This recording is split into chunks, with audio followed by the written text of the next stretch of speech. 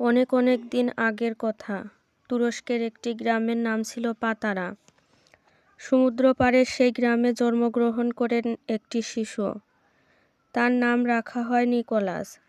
Nicolas মানে মানব জয়। নিকোলাসের পিতামাতা ধনী ছিলেন। তিনি অল্প বয়সেই পিতামাতাকে হারান। নিকোলাস বেড়ে ওঠেন এতিম হিসেবে। সেজন্য বাবা মা ছাড়া বড় হওয়ার কষ্ট তিনি বুঝতেন।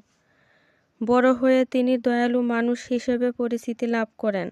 তিনি তার পিতার রেখে যাওয়া সম্পত্তি মানুষের মাঝে বিলিয়ে দিতে শুরু করেন।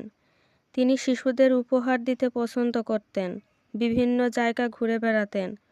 গরিব দুঃখী মানুষের সন্ধান করতেন। যেখানেই গরিব মানুষ দেখতেন তাদের সাহায্য করতেন। শিশুদের ভালোবাসতেন। শিশুদের নানা উপহার দিতেন। তার এই দানশীলতার কথা সারা দুনিয়ায় ছড়িয়ে পড়ে। সবাই তাকে ভালোবাসতে শুরু করে। বিশেষ দিনে শিশুদের উপহার দেওয়ার রীতিও চালু হয়। 6ই ডিসেম্বর তার মৃত্যু দিবস। পৃথিবীর অনেক দেশ দিনটিকে নিকোলাস ডে হিসেবে পালন করে। এ দিনে শিশুদের আনন্দের নানা আয়োজন হয়। উপহার দেওয়া হয়।